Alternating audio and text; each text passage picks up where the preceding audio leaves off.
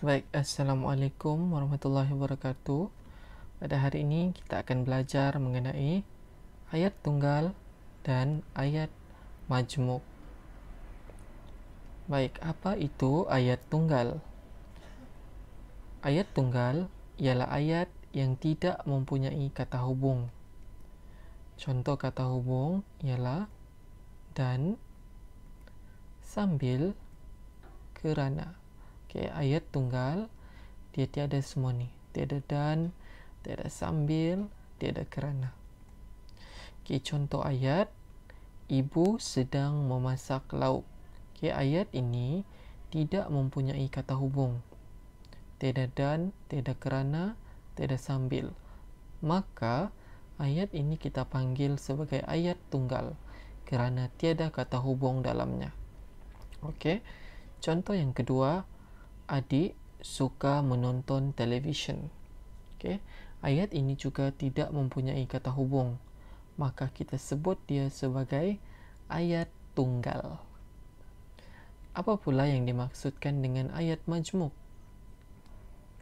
Okey, ayat majmuk ialah ayat yang mempunyai kata hubung. Okey. Contoh kata hubung macam tadi juga, dan, sambil, kerana. Okey. Ayat majmuk ada kata hubung.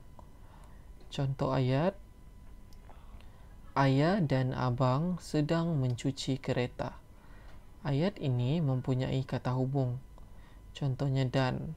Okey, maka ayat ini kita sebut sebagai ayat majmuk sebab dia ada kata hubung dan. Okey. Contoh yang kedua, Alia tidak hadir ke sekolah kerana demam. Ayat ini juga mempunyai kata hubung, kerana. Okey.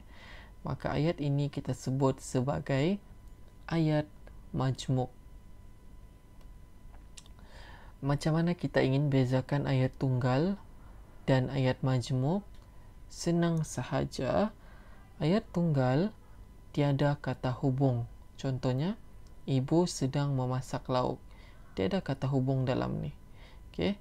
Ayat majmuk pula ada kata hubung, dan, sambil, kerana. Contoh ayat majmuk, ayah dan abang membersihkan kereta, dan merupakan kata hubung. Maka kita sebut ayat ini sebagai ayat majmuk.